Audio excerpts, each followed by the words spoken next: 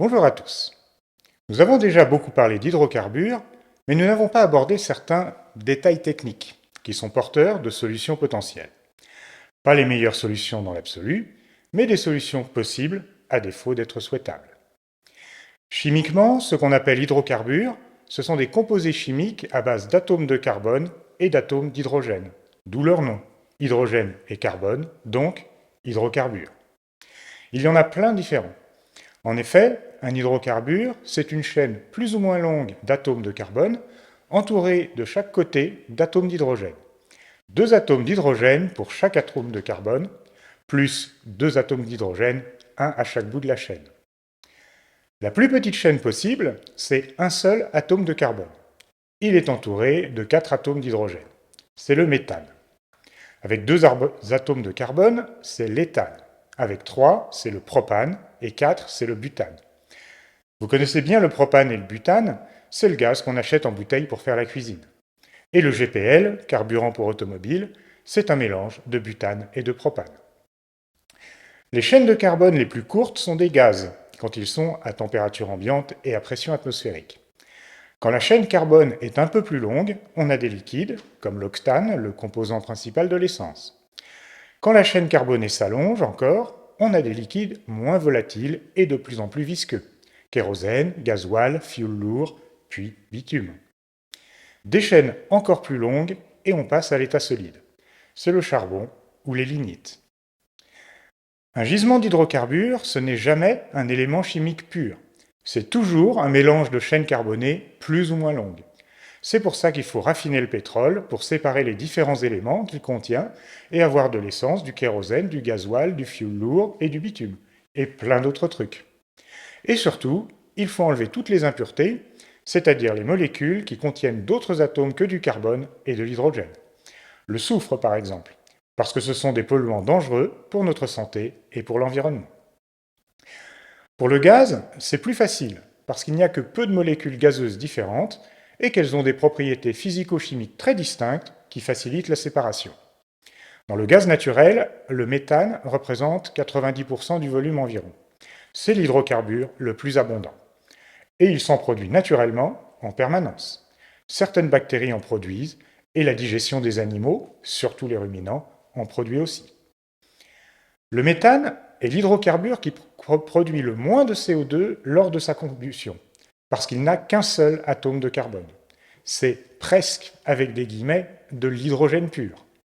C'est pour ça qu'on considère écologique de remplacer le pétrole ou le charbon par du gaz, parce que sa combustion génère moins de CO2 pour la même quantité de chaleur libérée. Le pire étant le charbon, avec ses chaînes carbone extrêmement longues, et comme c'est un solide, on ne peut pas le raffiner comme le pétrole pour en évacuer les impuretés avant de le brûler. Ces impuretés sont des polluants qu'on retrouve dans les fumées et dans les cendres. Par contre, le méthane a aussi un gros inconvénient écologique. C'est un gaz à effet de serre très puissant, beaucoup plus que le CO2. Et il est très léger, plus léger que l'air. Donc, il migre vers les hautes couches de l'atmosphère quand il est libéré, provoquant un maximum d'effet de serre. Donc paradoxalement, le méthane qui sort d'un gazoduc pour être brûlé dans une centrale électrique ou une usine est vert, parce qu'il limite les émissions de CO2, alors que le méthane qui sort du tube digestif d'une vache est polluant, parce qu'il est libéré dans l'atmosphère sans être brûlé. Le méthane est facile à transporter par gazoduc. C'est un moyen de transport extrêmement efficace qui demande peu d'énergie. Par contre, le transporter dans des navires méthaniers est beaucoup plus énergivore. En effet, pour le liquéfier, il faut le refroidir à moins 162 degrés, ce qui est extrêmement froid et ça demande beaucoup d'énergie. Il est transporté à cette température, à la pression atmosphérique, dans d'énormes bouteilles thermos pour le garder bien froid. En comparaison, le propane et le butane n'ont besoin que d'être comprimés à environ 5 bars pour être liquéfiés. C'est la pression qui règne dans une bouteille de gaz ordinaire. Mais ils sont loin d'être aussi abondants que le méthane. Le pétrole, comme c'est liquide, ça contient beaucoup plus d'éléments divers et variés, dont certains indésirables car polluants. Et le charbon, c'est pire encore. C'est pour ça qu'il faut autant que possible éviter de brûler du charbon, parce que ça fait beaucoup de CO2, beaucoup de cendres et que les fumées contiennent beaucoup de polluants divers et variés. Voilà pourquoi on veut exploiter le plus possible de gaz, pas trop de pétrole et le moins possible de charbon. C'est la démarche la plus écologique, à la fois pour réduire la pollution et les émissions de CO2. Seulement voilà, les quantités de gaz disponibles ne sont pas illimitées, et la demande est telle que le pétrole est utilisé au maximum des capacités de production. Et donc, on a encore beaucoup trop besoin du charbon pour s'en passer totalement. Pire encore, comme personne ne veut se priver, on en vient à exploiter des gisements non conventionnels, très polluants, destructeurs de l'environnement et beaucoup plus dangereux. J'ai nommé le gaz et le pétrole de schiste. Comprenez-moi bien, si on avait assez de gaz et de pétrole, on n'aurait jamais exploité ces gisements. Et on aurait totalement renoncé au charbon aussi. Mais comme l'énergie est indispensable, on la prend là où elle est. Et quand les quantités disponibles vont diminuer encore dans l'avenir, vous pouvez être certain qu'on ira encore plus loin. Il y a du gaz et du pétrole de schiste en France. Mais pour le moment, on s'interdit de regarder pour ne pas être tenté de l'exploiter si on savait combien il y en a sous nos pieds.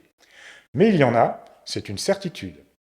Alors, si on ne fait rien, on risque bien de voir un jour des installations de fracturation hydraulique en région parisienne, installées en urgence, donc au mépris le plus total de l'environnement. Et un pays comme l'Allemagne, qui a beaucoup de charbon dans son sous-sol, pourrait remettre en service le procédé Fischer-Tropsch, qui est un procédé de liquéfaction du charbon.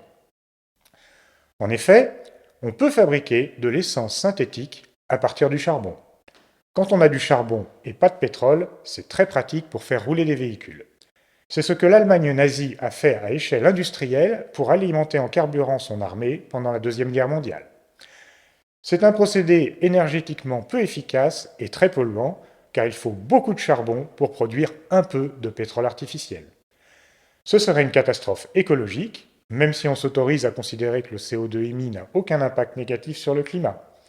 Cela dit, même si c'est ultra polluant, si ça peut éviter une catastrophe économique et sociale, ce sera politiquement très difficile d'y renoncer. La chimie des hydrocarbures permet bien des choses, et cela nous amène à un peu de géopolitique.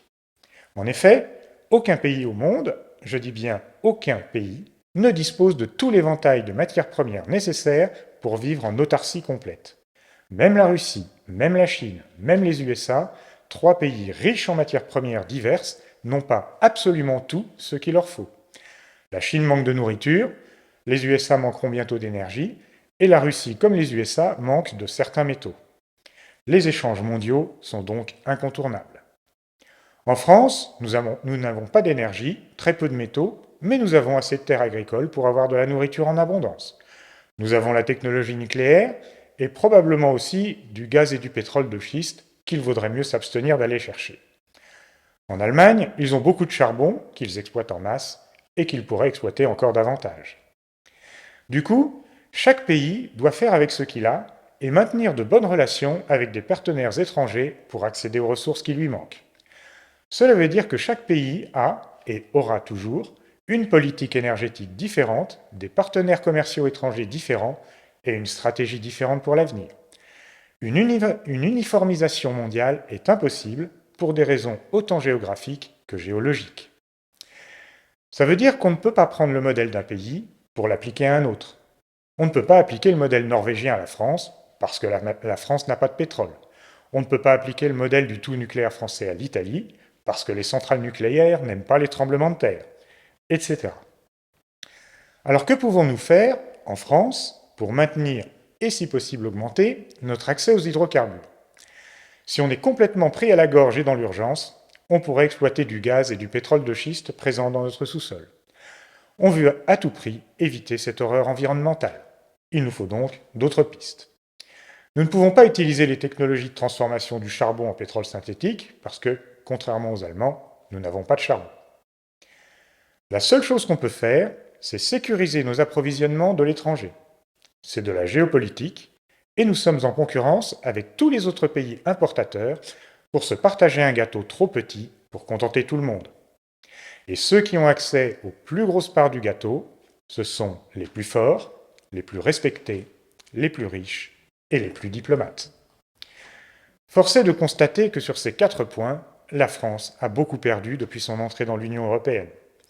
Et depuis l'élection de Macron en 2017, la situation s'est encore aggravée. On peut espérer qu'un jour, son règne prenne fin et que la France puisse retrouver une position plus enviable sur la scène internationale et donc une plus grande sécurité de ses approvisionnements en hydrocarbures. Cela dit, il y a d'autres solutions pour transférer une partie de nos besoins en pétrole et en gaz vers d'autres sources d'énergie non liées aux hydrocarbures. Dans la prochaine vidéo, nous parlerons du nucléaire. Rassurez-vous, je ne vais pas vous dire ce que vous savez déjà, juste pour le plaisir de faire une vidéo.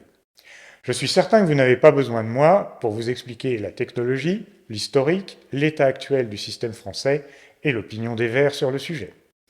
Je vais essayer de vous expliquer des choses que personne ne vous a déjà expliquées et qui pourtant doivent être bien comprises pour pouvoir juger de la place que doit prendre le nucléaire dans une politique énergétique française. Donc forcément, il faudra prendre du recul et on ne parlera pas que de centrales nucléaires. Loin de là.